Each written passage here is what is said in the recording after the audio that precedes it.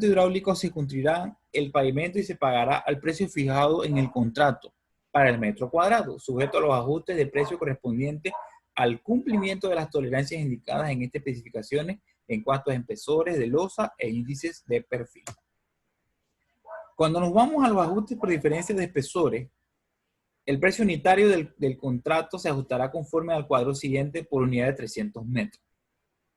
No se efectuará ningún ajuste en el precio unitario fijado en el contrato en las unidades donde el espesor promedio resulte mayor que el exigido en los planos. Aquí vemos en la parte de la diapositiva espesores.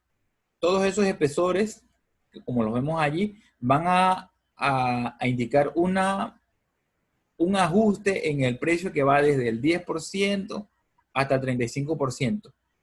Cuando tenemos espesores con deficiencias mayores a 12.7 milímetros, se tiene que remover y reemplazar el pavimento. En el caso del ajuste de pago por deficiencia en la rugosidad, estos serán medidos por un rugosímetro.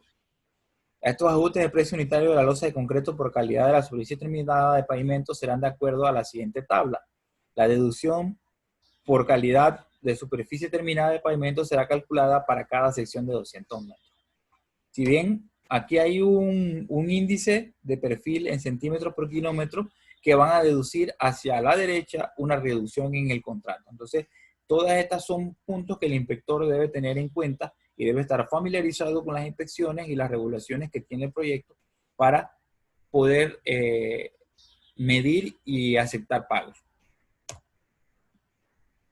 Hay avances, existen avances o pagos o abonos por avance de obra. Podrán hacerse abonos sobre el valor de trabajo terminado según los porcentajes indicados en la tabla siguiente. Para losas de hormigón se puede abonar un 90% y para juntas terminadas un 10%.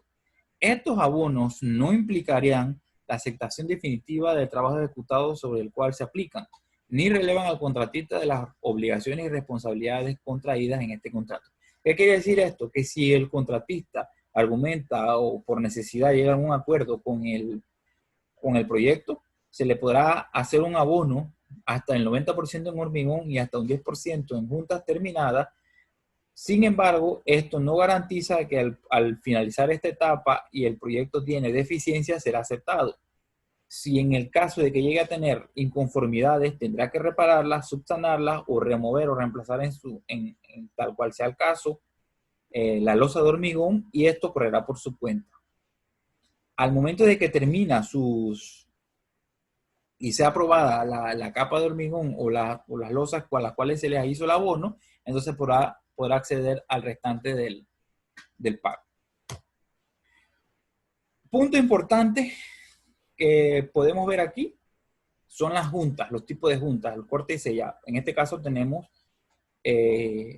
una sección transversal de junta de contracción longitudinal con barra de amarre tipo A. Si vemos, tenemos un espesor de losa que sería en este caso serían 25 centímetros, que es lo que estamos especificando. Y aquí nos está marcando la distancia que debe haber entre la superficie terminada del hormigón y la barra corrugada de amarre, que debe ser de medio, que sea la mitad del espesor. Y la distancia que hay de la superficie o que marca la profundidad de la junta o el corte de la junta será el espesor dividido entre 3. Si nos acercamos hacia la derecha está el detalle de construcción de la junta. La parte redonda que vemos ahí marcada en negrita corresponde a un sello plástico no adherente de polietileno. Comúnmente en el mercado se le conoce como baquerrot o cola de ratón. Esta cola de ratón es antiadherente con el sellador de junta. ¿Qué busca con esto? Que la junta solo tenga 2 puntos de contacto y no 3. ¿Cuáles serían esos 2 puntos de contacto? Hacia los costados del hormigón y no en el fondo.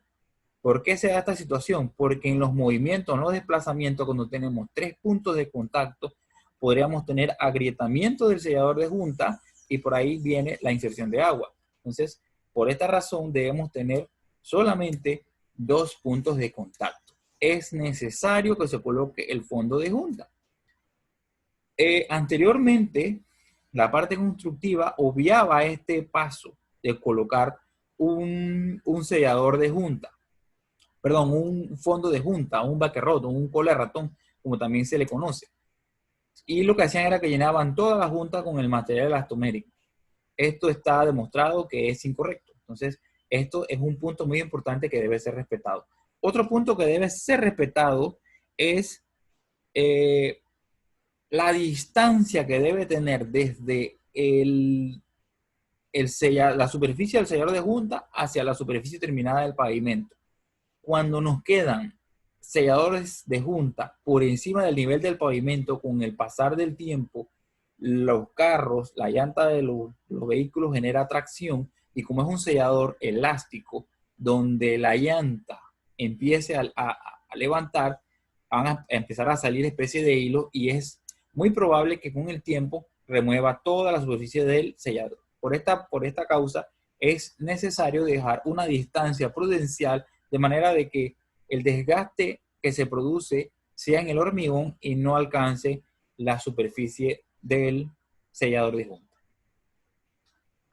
La relación ancho-profundidad del sellador de silicón o de poliuretano, porque hay dos variantes, silicón, poliuretano. Los poliuretanos son un tanto más nivelantes, los silicón son un poco más densos, requieren un poco más de trabajo. Esto lo podrá someter el contratista a discreción y será aprobado por el ingeniero diseñador.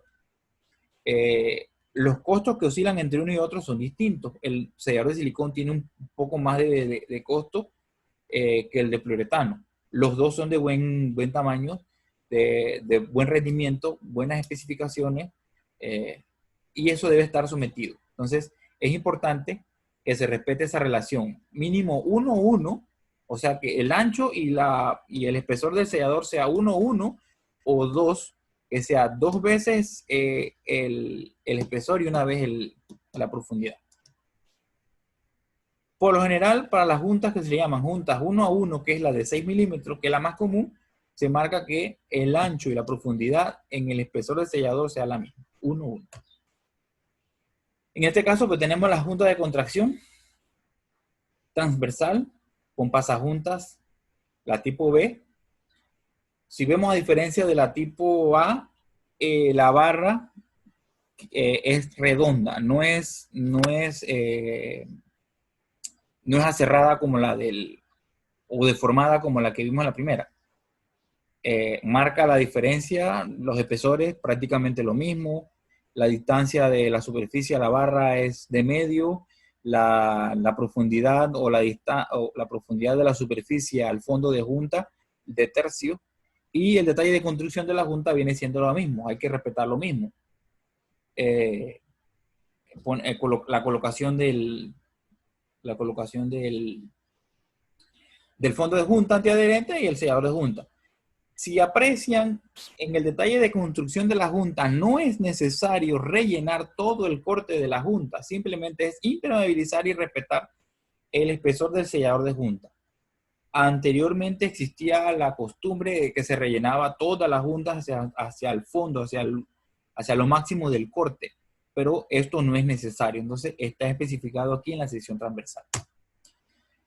Y la junta de contracción tipo C, pues barra armada acurrugada, los detalles del plano, el detalle de la junta es la misma, y bien.